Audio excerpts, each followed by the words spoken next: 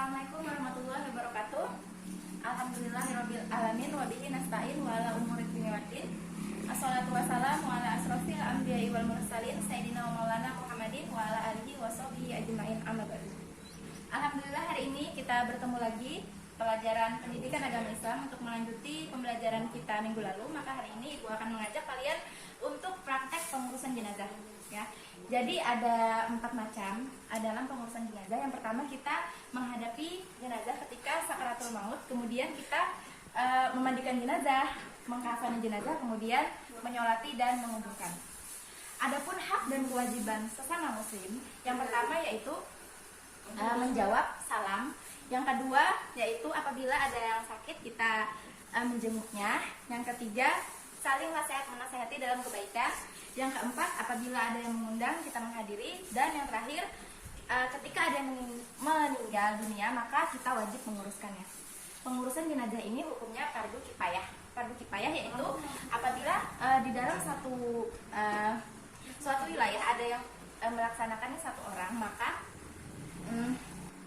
maka putuslah kewajiban suatu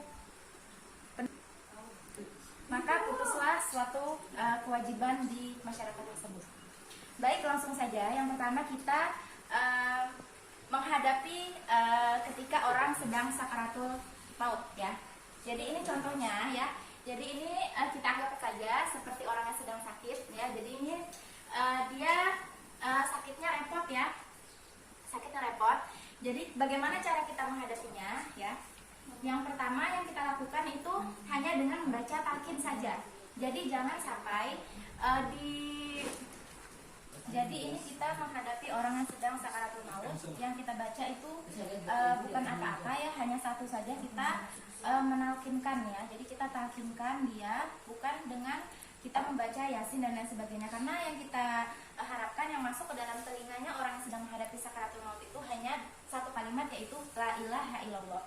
Jadi pertama kita bisikan dulu, misalnya dia sudah sakitnya parah, ya, sudah mendekati sakaratul maut, dan kita bisikan di telinga kanan dia la ilaha illallah, tapi tidak terlalu cepat dan tidak pula terlalu lambat, ya. Jadi kita bisikin saja seperti itu, tidak terlalu cepat, tidak terlalu lambat. La ilaha illallah, kita bisikan di telinga yang sedang sakit parah tersebut dan mendekati sakaratul maut. Nah, setelah biasanya kalau orang yang sakitnya parah, ya, dia tidak merespon dengan menyambut kata yang kita ucap la ilaha illallah, tapi kalau dia sudah merespon dengan gerakan tubuh saja seperti menggerakkan tangan atau mengedipkan mata, berarti sudah cukup sampai situ saja. Berarti yang mendengarkan la ilaha illallah sudah menangkap apa yang sudah kita baca. Selesaikan, tutup sampai situ. Nah, setelah itu, ya, sudah cukup sampai situ, kita stop talqinnya.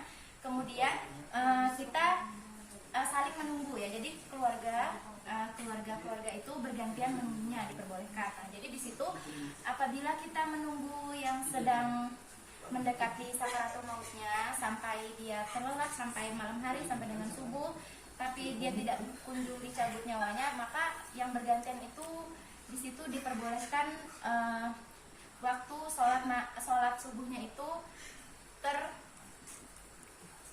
Nah, jadi itu hukum sholat subuh yang terlambat itu diperbolehkan karena kita sedang darurat menunggu orang yang sedang sakit, ya.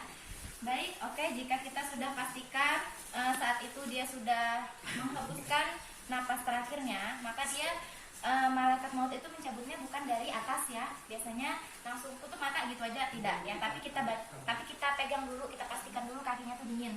Biasanya mulai dari kaki dia tuh jalan sampai ke atas kepala. Ya, jadi dinginnya itu berjalan sampai ke atas kepala. Kemudian dicabutlah nafas makhluk tersebut. Cabut nafasnya. Kemudian apa yang pertama kali kita lakukan?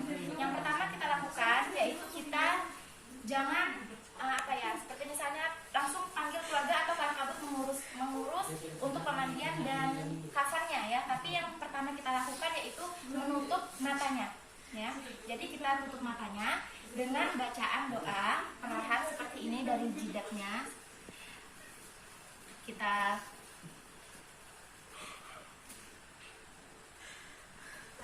Nah, yang pertama kita lakukan yaitu kita menutup matanya.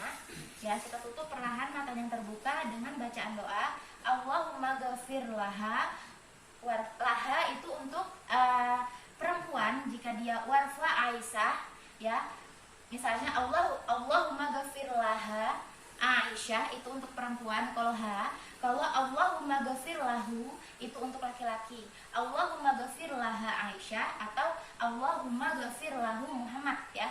Seperti itu, ya. Jadi anggap saja jenazah ini yaitu perempuan, ya. Jadi bacaannya kita tutup matanya Allahumma ghafir laha warfa darajatan fil mahdi, ya. Kita tutup matanya, kemudian kita tutup mulutnya. Nah, apabila mulutnya itu masih terbuka, biasanya kan kaku, ya. Kita boleh menutup mulutnya dengan bantuan kain, ya. Jadi seperti ini. Misalnya saya cari kain atau jilbab gitu, ya. Kita ikat saja di bagian kepalanya sini, bagian rahang sini, agar mulutnya itu tertutup, ya. Kemudian kita ikat bagian atasnya seperti itu, ya. Nah, setelah itu kita langsung ke tubuhnya si mayat, ya. Kita lihat dulu tangannya, ya. Kita langsung rapikan, karena kalau tidak langsung kita atur posisinya maka dia akan kaku, ya. Jadi langsung saja segera letakkan posisi tangannya ini kanan di atas dan kiri di bawah. Letakkan seperti ini, ya. Nah, seperti ini, kanan di atas, kiri di bawah. Kemudian kakinya langsung saja segera dirapatkan. Apabila kakinya susah diatur, bisa tadi dengan menggunakan bantuan kain diikat saja bagian ujung kakinya, ya, agar rapat, dan tangannya juga bisa diikat kalau misalnya susah diatur. Nanti kan kalau misalnya dia kaku, tangannya terbuka seperti ini kan kita susah juga dalam pengurusan pemandiannya dan lain sebagainya. Ya, jadi ikat saja. Nah, sampai di sini selesai cara kita menghadapi orang yang sedang sakaratul maut, orang yang mengalami sakaratul maut. Dan selanjutnya yang kita lakukan yaitu kita membagi, kita boleh menelpon saudara kita atau tetangga dekat kita untuk membantu dalam pengurusan jenazah ini, ya. Jadi biasanya kita langsung bagi saja kelompok, ya. Biasanya memandikan mayat itu terdiri atas 4 sampai 5 orang, ya. Kemudian 4 lainnya dia menguruskan kain kafannya, ya. Jadi kita langsung saja ke proses memandikan jenazah. Nah, sekarang kita masuk ke dalam proses pengurusan memandikan jenazah. Nah, biasanya di sini terdiri atas 5 orang atau 4 orang tim, ya. Biasanya 2 orang dari orang yang berpengalaman dan berpengetahuan dalam memandikan jenazah. Kemudian sisa lainnya yaitu anggota keluarganya, ya. Langsung saja dalam proses pemandian jenazah ini, ya. Jadi sebaiknya dibagi saja, ya. Dibagi bagian atasnya 2 orang, bagian bawahnya 2 orang. Jadi dibagi saja seperti itu. Hal yang pertama kita lakukan yaitu kita siapkan dulu air-airnya. Yang pertama air suci, ya. Anggap saja di sini ada airnya, air suci, air suci untuk air mandi biasa. Kemudian ada air wewangian atau air kapur, ya. Nah, kita siapkan dulu. Jadi kapurnya itu kita tumbuk dulu, ya. Numbuknya tidak perlu memakai cobek, ya. Jadi pakai saja batu biasa, karena nanti itu kapurnya itu baunya sangat tajam, ya. Jadi biar kalian cuci sebersih apapun, baunya tidak akan pernah hilang, ya. Langsung saja menggunakan barang-barang yang langsung dibuang saja, ya. Seperti misalnya batu tadi, ditumbuk batunya, kemudian dicampurkan dengan air di wadah yang kedua, ya, yaitu air campuran kapur barus, ya. Langsung saja dalam pengurusan pemandian ini, ya. Yang pertama yang kita lakukan yaitu mencuci dulu anggota wudunya, ya. Jadi kita cuci seperti biasa anggota wudunya, tidak ada niat dan bacaan khusus. Dalam memandikan ini kita membaca bismillah saja, ya. Kemudian kita cuci dulu anggota wudunya, mukanya, wajahnya, kemudian tangannya kita cuci 3 kali, kemudian kakinya kita cuci 3 kali. Nah, setelah itu kita lakukan penyiraman dulu, ya. Jadi kita memulainya itu lebih baik sebelah kanan, ya. Jadi tidak ada hadis atau ayat-ayat tertentu yang harus menekankan bahwasannya kita memulainya dari sebelah kanan, ya. Tapi anjuran Nabi yaitu lebih sunnah itu diawali dengan kanan apapun itu, ya. Jadi kita mulai dari sebelah kanan, ya. Pertama kita ambil dengan air sucinya, kita siramkan di bagian sebelah kanannya rata sampai bawah. Kemudian ambil lagi sebanyak 3 kali, ya, masih kanan. Kemudian kita ambil lagi ambil lagi. Nah, kemudian yang tengah 3 kali. Nah, sudah. Nah, ini yang dinamakan mandi 9, itu mandi terakhir kita. Oke, setelah itu pembagian tugas ya. Jadi bagian anggota bawah dari pinggang sampai dengan kaki dan bagian pinggang sampai dengan atas ya. Kita bersihkan itu semuanya, kita siram. Kemudian kita beri sabun ya, jangan lupa memandikan dan menyampoinya dengan sabun seperti orang mandi biasa ya. Jadi kita tetap memakai sabun dan sampo ya. Kita bersihkan gigi-giginya. Nah, ini ada pertanyaan, apabila ada giginya yang apabila ada seseorang yang memakai gigi palsu, lalu bagaimana? Ya, apakah kita harus mencabut gigi tersebut secara paksa atau kita memanggil dokter? Tidak perlu ya. Jadi biarkan saja gigi palsu itu ada di dalam tubuhnya si mayit ya, tidak bisa kita paksakan karena sakaratul maut itu waktu kita dicabut maut kita itu sudah rasanya sakit banget, apalagi kita sampai menyakiti mayit dengan mencabut gigi tersebut. Jadi biarkan saja anggota gigi tersebut ada di dalam tubuh mayit.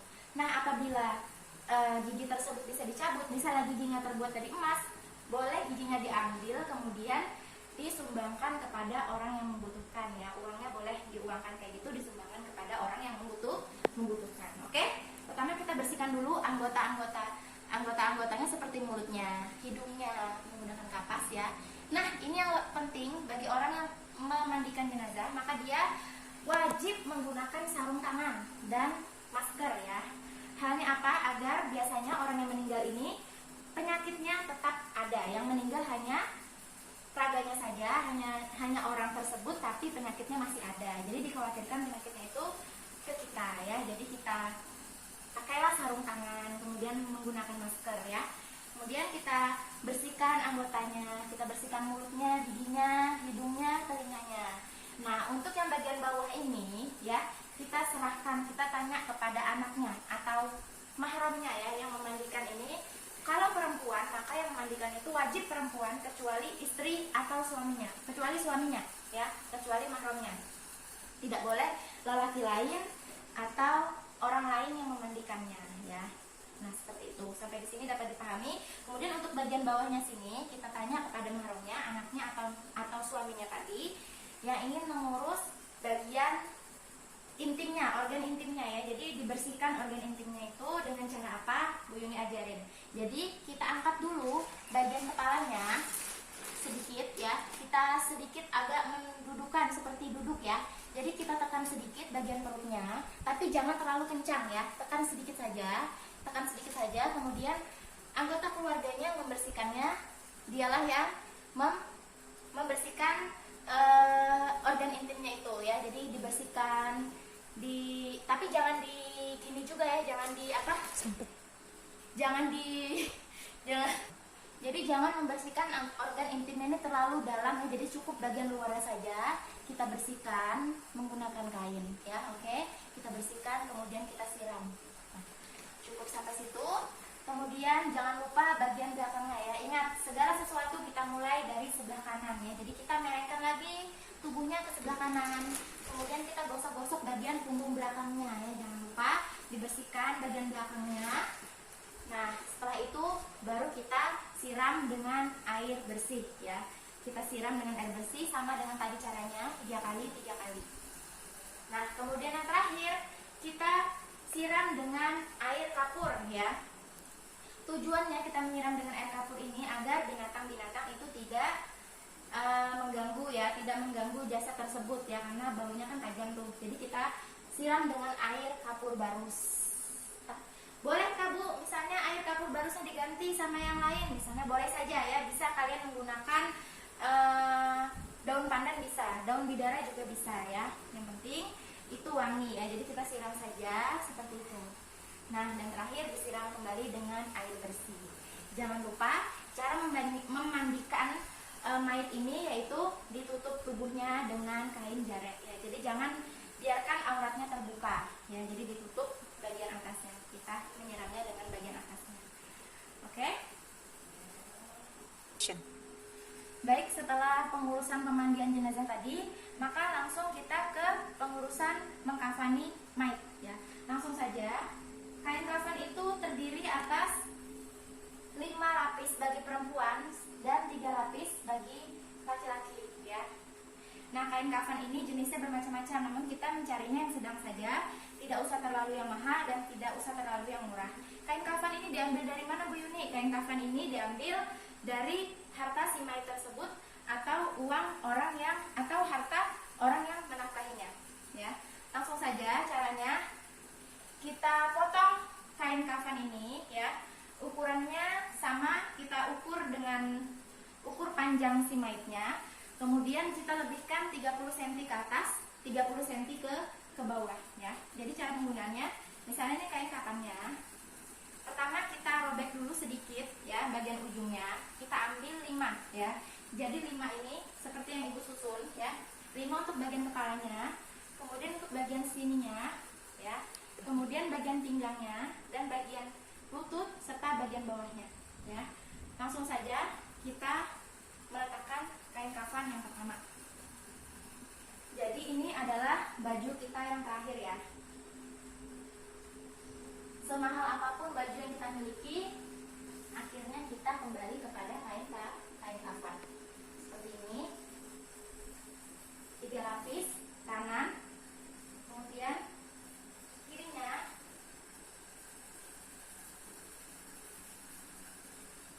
Nah, caranya seperti ini. Anggap saja dia sama ratanya, ya, karena kainnya kurang. Kemudian untuk bagian tengahnya,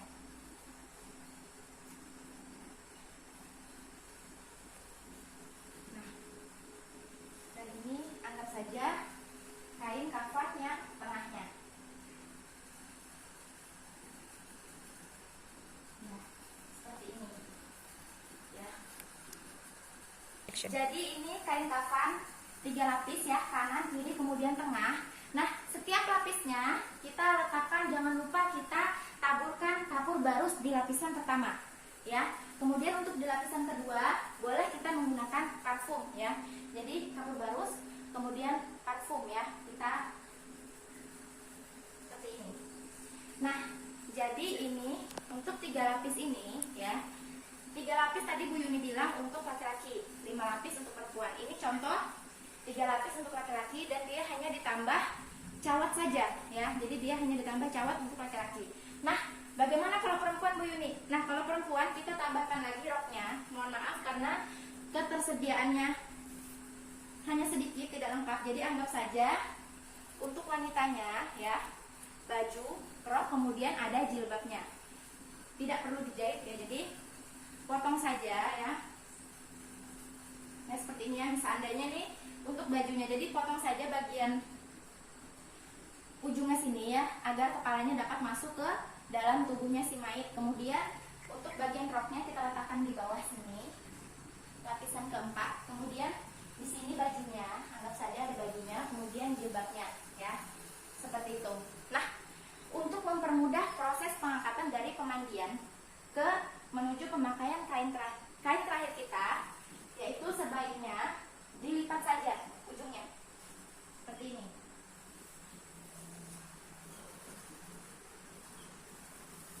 Dilipat saja.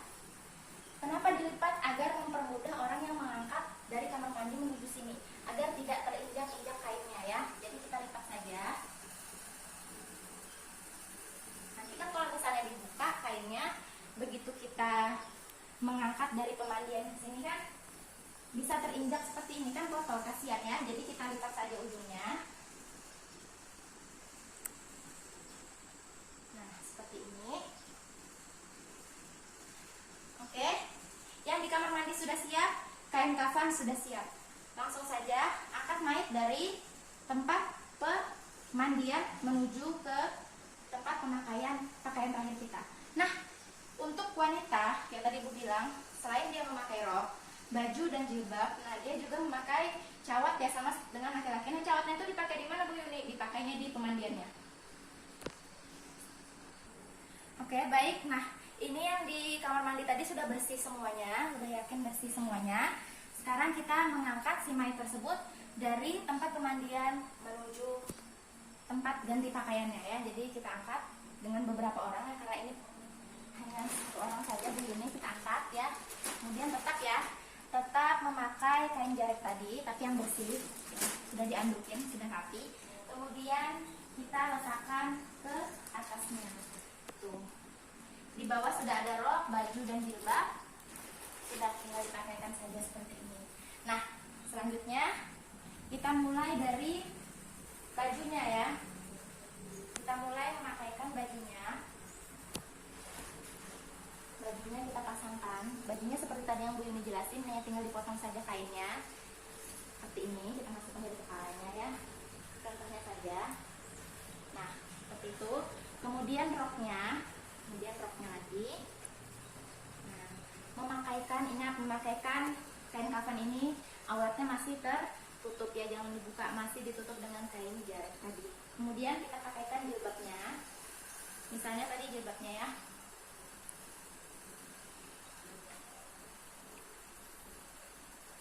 Pakaikan jilbabnya.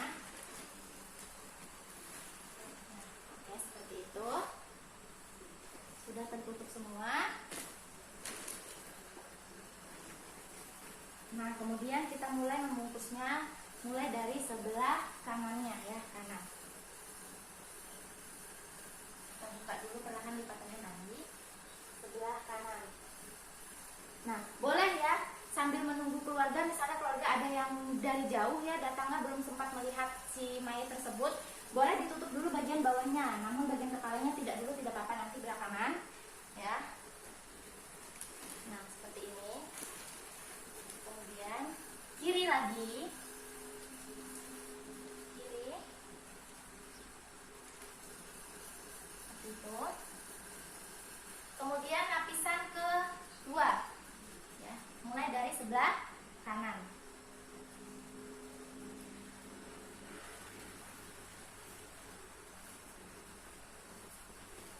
Kemudian lapisan terakhir kita mulai dari sebelah kanan. Nah, bagian wajah sini tidak apa-apa dibuka dulu sambil kita menunggu keluarga yang masih jauh ya. Oke. Cara mengikatnya bagaimana? Cara mengikatnya tidak dari tengah, tidak dari atas, namun kita mulai dari bagian kaki.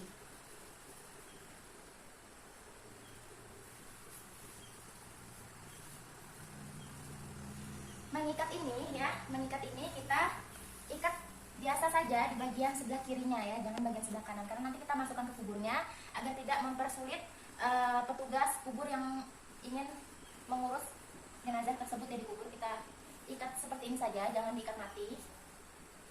Kemudian ini bagian kaki ya, kemudian bagian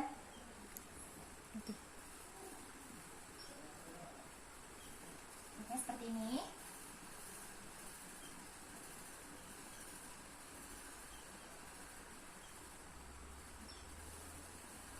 Kiri ya. Kemudian sebelah kiri ya, ingat sebelah kiri. Nah, sambil menunggu keluarga yang datang ya, boleh dibuka. Nanti ketika sudah selesai semua, jangan lupa, mohon maaf, Ibu lupa, di persendian mayat tersebut diberi kapas ya. Tadi Ibu lupa ya, jadi di kakinya tadi dibuka kakinya, di persendian kakinya sini ya, diberi kapas ya. Kapas persendian sini, kemudian di ketiaknya diberi kapas, kemudian di sini di persendiannya ya diberi kapas.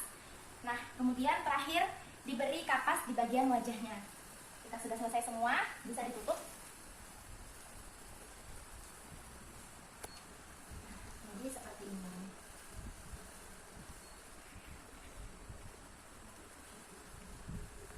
Selesailah fardu kifayah kita hari ini, maka selesailah tugas kita dalam menjalankan kewajiban kita sebagai umat muslim ya.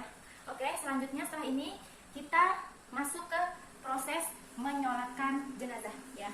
Jadi ya, perlu diketahui menyolatkan jenazah ini ya. Jadi untuk imam, perempuan boleh nggak Bu? Boleh, perempuan boleh ikut menyolatkan jenazah, namun di belakang. Jadi untuk imam laki-laki ya, kepala itu sejajar dengan imam ya. Jadi ini imam, kepala sejajar dengan imam. Untuk jenazah perempuan ya, tempat imam sejajar dengan perut ya. Jadi sampai situ selesai. Nah, oke, dalam proses menyolatkan jenazah ini ya, kita tidak pakai ruku sujud ya, namun kita hanya memakai 4 kali takbir ya. Jadi takbir yang pertama ya, kita membaca takbiratul ihram serta surah Al-Fatihah. Allahu Akbar, takbiratul ihram dan Al-Fatihah. Selesai. Kemudian Allahu Akbar, kita baca sholawat atas Nabi ya, takbir yang kedua. Kemudian takbir yang ketiga, Allahu Akbar, doa untuk jenazah. Takbir yang keempat, Allahu Akbar, membaca doa lagi, kemudian salam. Selesailah tugas kita dalam pengurusan jenazah ini. Semoga ilmu yang dipelajari dapat bermanfaat dunia dan akhirat. Sampai di sini dulu pertemuan sama Bu Yuni. Sebelum kita mengakhiri pembelajaran hari ini, hendaknya kita berdoa bersama-sama. Bismillahirrahmanirrahim. Subhanakallahumma wa bihamdika asyhadu an la ilaha illa anta astaghfiruka wa atubu ilaik. Salah hilaf mohon maaf. Wabillahi taufik wal hidayah. Wassalamualaikum warahmatullahi wabarakatuh. Selanjutnya kita proses penguburan jenazah ini. Nah, di dalam proses penguburan jenazah ini, bagi wanita itu makruh untuk mengantarkan sampai ke kuburnya. Jadi untuk mendapatkan pahala sunnah itu hanya berdiam saja di rumah ya. Kalau ingin mendapatkan pahala sunnah ya, tidak diperkenankan bagi wanita mengantarkan ke kubur ya. Oke. Jadi sekarang kita coba praktek menguburkan jenazah ya. Langsung saja sudah dipersiapkan liang kuburnya. Nah, di dalam liang kubur itu ya, ada yang namanya liang lahat ya. Liang lahat itu terletak di sebelah kanan ya, jangan lupa dia tuh arah kiblat. Jadi liang lahat itu di sebelah kanan. Jadi ada lubang yang agak menjolok ke dalam. Kemudian bisa juga liang lahat itu di tengah-tengah kuburnya. Di dalam lubang di tengah-tengahnya sedikit dibikinkan liang lahatnya. Oke, jadi langsung saja kita coba praktek penguburan jenazah ya. Jadi saat memasukkan jenazah ke dalam liang lahat ya, yang pertama itu masuk bukan kakinya ya. Jadi disambut dari dalam kuburnya itu, yang pertama masuk itu bagian anggota kepalanya ya. Jadi mengikut terus ke kaki ya, langsung masuk aja ke bagian kepalanya, masuk ke bagian kaki. Di dalam kubur itu sudah disambut oleh yang bertugas menguburkan. Nah, kemudian kita arahkan ke mana dia? Ke arah kiblat ya. Si mayit diletakkan di arah kiblat. Kita lakukan yaitu kita membuka dulu ya tali yang tadi sebelah kiri. Kita buka. Kita buka semua talinya.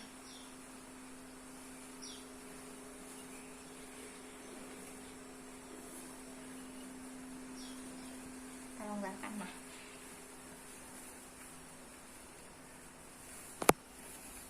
Nah, kemudian sunnah untuk membuat tanah yang digumpal-gumpal, tanah untuk mengganjal mayit tersebut ya, agar dia tidak bergerak. Oke, kita masukkan anggota badannya ke dalam liang lahatnya, kemudian kita longgarkan tali yang tadi, kemudian bagian wajahnya kita sentuhkan kepada tanahnya. Jadi manusia itu asalnya dari tanah dan kembalinya pula ke tanah. Kita ganjal dengan tanah yang tadi bagian sini agar dia tetap mereng seperti ini. Nah, kemudian setelah itu baru kita tutup dengan papan. Tutup dengan papan, kemudian kita kuburkan seperti biasanya kita menguburkan mayat. Oke, nah jadi sampai sini dulu ya. Untuk perempuan tadi ya, ketika sudah selesai menguburkan jenazah tadi, boleh ya, boleh yang namanya kita ziarah kubur ya. Untuk apa fungsinya Bu Yuni ziarah kubur? Ziarah kubur itu fungsinya agar kita ingat kematian ya. Oke, sampai sini dulu.